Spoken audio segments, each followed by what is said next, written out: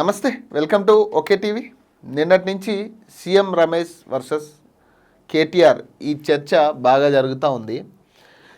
కేటీఆర్ చేసిన ఆరోపణలు ఏంటంటే 1600 కోట్లు సీఎం రమేష్ కొడుకు కంపెనీకి హెచ్సియు భూములకు సంబంధించి 10,000 కోట్ల స్కామ్కి సంబంధించి ఏదైతే బీజేపీ కట్టబెట్టడంతో సీఎం రమేష్కి గిఫ్ట్గా ఈ 1600 కోట్లు కాంట్రాక్ట్ ఇప్పించారని చెప్పేసి ఒక చర్చ. ఆయన కేటీఆర్ చేసిన వ్యాఖ్యలు ప్రధానంగా ఇది. సో దానికి సంబంధించి నిన్న సీఎం రమేష్ కూడా రియాక్ట్ అయ్యి ఆయన ప్రెస్ మీట్లో మాట్లాడుతూ ఒక హాట్ కామెంట్ చేయడం జరిగింది. బీఆర్ఎస్ని బీజేపీలో విలీనం చేయాలని నువ్వు హరీష్ ఇద్దరు కలిసి నా ఇంటికి వచ్చిన విషయం మర్చిపోయావంటూ కూడా ఆయన ఒక హాట్ కామెంట్ చేయడం జరిగింది. సో ప్రస్తుతం ఆయన ఏమంటున్నారో ఒకసారి చూద్దాం.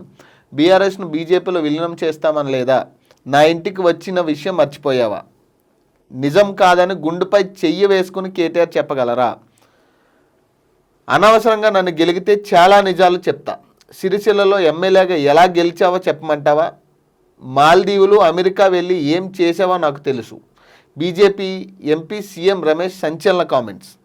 ఆయన ఏమంటున్నాడంటే నన్ను కెలకొద్దు, నన్ను కెలిగితే నాకు చాలా విషయాలు తెలుసు నీ గురించి, ఖచ్చితంగా అవన్నీ బయట పెడతానని అని మాట్లాడుతూ ఉన్నారు. ఇక్కడ చర్చ ప్రధానంగా ఏంటంటే 1600 కోట్లు కాంట్రాక్ట్ సీఎం రమేష్కి ఎలా వచ్చింది అనేది కేటీఆర్ అడుగుతూ ఉన్నారు. సో దానికి సంబంధించి మనం మాట్లాడాలి, దానికి సంబంధించిన విశ్లేషణ మనం చేయాలి, దాని గురించి ప్రధానంగా ఆ కాంట్రాక్ట్ ఎలా వచ్చింది ఇది మనం మాట్లాడాల్సింది. సో ఆయన ఏం చెప్తా ఉన్నాడంటే తెలంగాణ కాంట్రాక్టు పనులపై బీఆర్ఎస్ వర్కింగ్ ప్రెసిడెంట్ కేటీఆర్ చేసిన వ్యాఖ్యలపై బీజేపీ ఎంపీ సీఎం రమేష్ సంచలన కామెంట్ చేశారు. ఢిల్లీ లిక్కర్ స్కామ్ కేసులో కవితపై విచారణ ఆపితే బీఆర్ఎస్ను బీజేపీలో విలీనం చేస్తామని అనలేదా. సో అప్పుడు గతంలో చాలా జరిగినాయి, ఇది ఒకటే కాదు కదా, చాలా చర్చలు చాలా మీటింగులు బీజేపీ వాళ్ళతో జరిపిన మాట వాస్తవం. కానీ అది ఎందుకు జరిగింది అనేది ఇద్దరికీ క్లారిటీ ఉండాలి ఫస్ట్.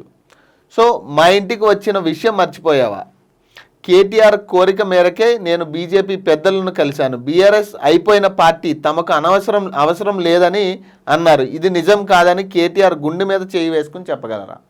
అసలు సబ్జెక్ట్ వేరు, ఇక్కడ వీళ్ళు చెప్తున్నా అంటే ఏదో నిన్న పాడి కౌశిక్ రెడ్డి సీఎం రేవంత్ రెడ్డి మీద చేసిన కామెంట్స్కి రియాక్షన్లా కనపడతా ఉంది సీఎం రమేష్ మాట్లాడుతున్న వ్యాఖ్యలు. ఇక్కడ కాంట్రాక్ట్ విషయాల గురించి మాట్లాడాలి, ఏదైతే ఆరోపిస్తూ ఉన్నారో 1600 కోట్లు కాంట్రాక్ట్ మీకు ఎట్లా వచ్చింది అనే దాని మీద మాట్లాడాలి. కానీ ఇవన్నీ కూడా డైవర్షన్ చేసే, టాపిక్ డైవర్ట్ చేసే విధంగా ఈ కామెంట్స్ కనపడతా ఉన్నాయి ఈ ప్రెస్ మీట్లో. ఈ మాటలన్నీ కూడా అసలు నీకు 1600 కోట్లు ఎట్లా వచ్చినాయి. బీజేపీ పెద్దలు మొన్న సీఎం రేవంత్ రెడ్డి బావమరిదికి 1100 కోట్ల కాంట్రాక్ట్ ఇప్పించడం జరిగింది. మరి ఈరోజు రాష్ట్ర ప్రభుత్వం నీకు 1600 కోట్ల కాంట్రాక్ట్ ఇప్పించింది. ఇది టిట్ ఫర్ టాట్లా క్లియర్ కనపడతా ఉంది కదా. సో దీనికి సంబంధించి మాట్లాడాలి, 1600 కోట్లు కాంట్రాక్ట్ ఎట్లా వచ్చింది అని కూడా.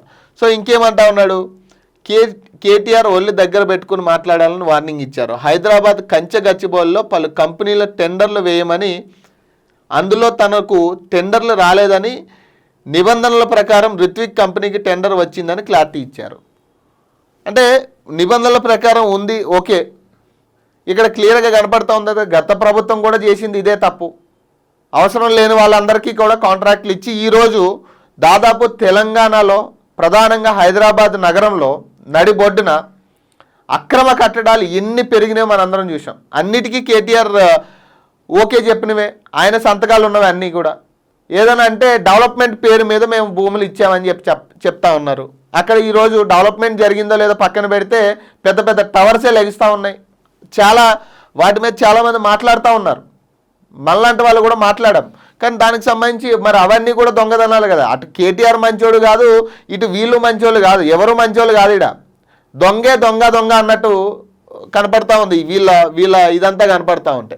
నిన్న ఇదంతా కూడా ఇప్పుడు కేటీఆర్ ఏం చెప్తా ఉన్నాడంటే ఇదొక డైవర్షన్. ఇది అంటే బేసిక్గా మనం ఇప్పుడు జరిగిందా లేదా అనేది వీళ్ళకి క్లారిటీ ఉండాలి.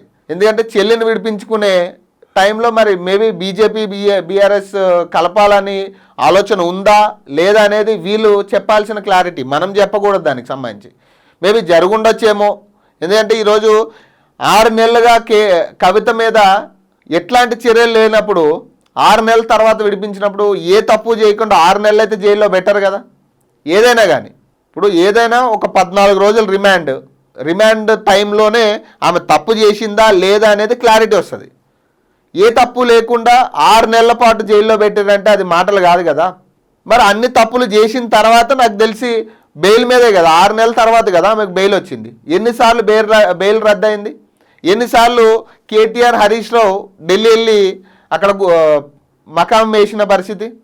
మరి ఇవన్నీ చూస్తూ ఉంటే మరి సీఎం రమేష్ వ్యాఖ్యలు కూడా నిజమేనేమో అన్న ఆలోచన కూడా వస్తూ ఉంది. మరి ఈయనేమంటా ఉన్నాడు? బీజేపీ ఎంపీ సీఎం రమేష్, ముఖ్యమంత్రి రేవంత్ రెడ్డి ఇద్దరూ కలిసి వస్తే హెచ్సియు 10,000 కోట్ల స్కామ్, 1,660 కోట్లు రోడ్డు స్కామ్పై చర్చకు సిద్ధమని బీఆర్ఎస్ వర్కింగ్ ప్రెసిడెంట్ కేటీఆర్ అన్నారు. ఇది గతంలో కూడా మొన్న రీసెంట్గా కూడా చూసాం. రేవంత్ రెడ్డి సవాల్ విసరడం జరిగింది, ఈయన యాక్సెప్ట్ చేసిర్రు. రేవంత్ రెడ్డి ప్రెస్ క్లబ్కి రావాలని చెప్తా ఉన్నారు. అది సాధ్యం అవుతుందా? ఒక సీఎం ప్రెస్ క్లబ్కి వచ్చి, అది కూడా 2 పార్టీలు 2 వర్గాలు, ఇవి 2 పార్టీల పెద్దలు ఒక చోట కూర్చుని పబ్లిక్గా మాట్లాడే పరిస్థితి ఉంటుందా? అసలు సాధ్యం అవుతుందా ఇది? మరి ఇప్పుడు కూడా అదే అంటున్నాడు, చర్చకి రమ్మని. ఎట్లా వస్తారు? నువ్వు చేసిన స్కామ్లు ఉన్నాయి, అవేం నువ్వేమి పత్తితి కాదు. ఇప్పుడు వాళ్ళు ఇది కాదు, మొత్తం అందరూ తప్పులు చేసిన వాళ్ళే కదా, అందరూ స్కాములు చేసి వచ్చిన వాళ్ళే. ఎవరు మంచోళ్ళు కాదు, ఎవరు చెడ్డోళ్ళు కాదు అన్నట్టు ఉంది. ఇక్కడ దొంగలే దొంగ అన్నట్టు కనబడతా ఉంది.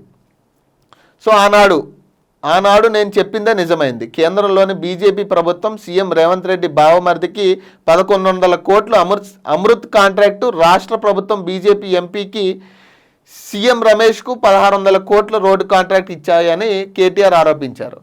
సో గతంలో మరి రేవంత్ రెడ్డి బావమరిది అమృత్ కాంట్రాక్ట్ మనం మాట్లాడుకున్నాం, దీని మీద 1,100 కోట్లు. మరి దీని గురించి కూడా మాట్లాడాలి కదా సీఎం రమేష్.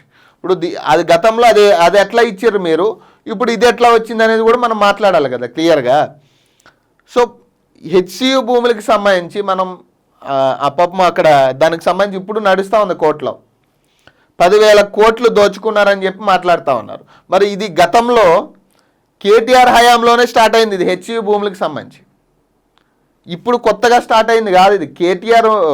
కేసీఆర్ ఉన్న టైంలోనే హెచ్సియు భూములకి సంబంధించి అమ్మకానికి పెట్టిన పరిస్థితి అప్పుడే జరిగింది ఈ స్కామ్ అంతా. ఇప్పుడు కొత్తగా జరుగుతుంది కాదు. కాకపోతే వీళ్ళు కంటిన్యూ చేస్తున్నారు దీన్ని అంతే. అప్పుడు ప్రభుత్వం కేసీఆర్ ప్రభుత్వం ఉన్నప్పుడు ఆ భూములకి సంబంధించి కన్నేసింది ఫస్ట్ కేసీఆర్ ప్రభుత్వమే. ఇప్పుడు దాన్ని రేవంత్ రెడ్డి కంటిన్యూ చేస్తూ ఉన్నాడు. ఇప్పుడు ఇది మేము తప్పు చేశాం, మీరు తప్పు చేశారంటే ఇద్దరు తప్పు చేస్తారు, ఇద్దరు దొంగలేడా. మరి దీని గురించి ఎట్లా మాట్లాడుతూ ఉంటారు?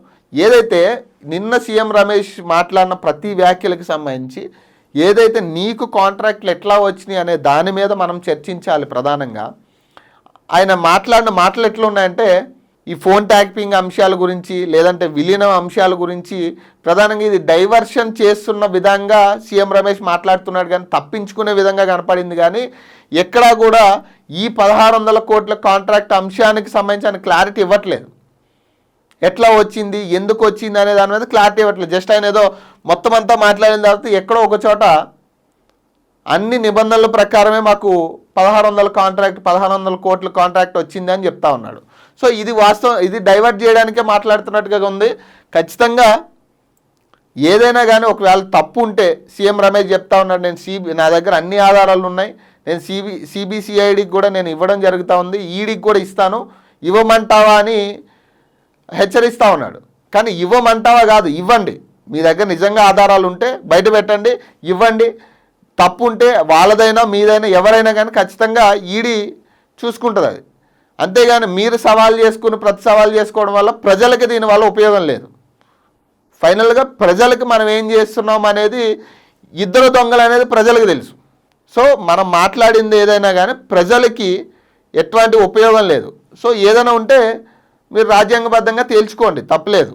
సో కాకపోతే ఇక మీదటైనా ఇట్లాంటి వ్యాఖ్యలు బహిరంగంగా మాట్లాడడం అనేది బంద్ చేసి ఫస్ట్ ఏదైనా ఉంటే పరిపాలన మీద దృష్టి పెడితే బాగుంటుంది.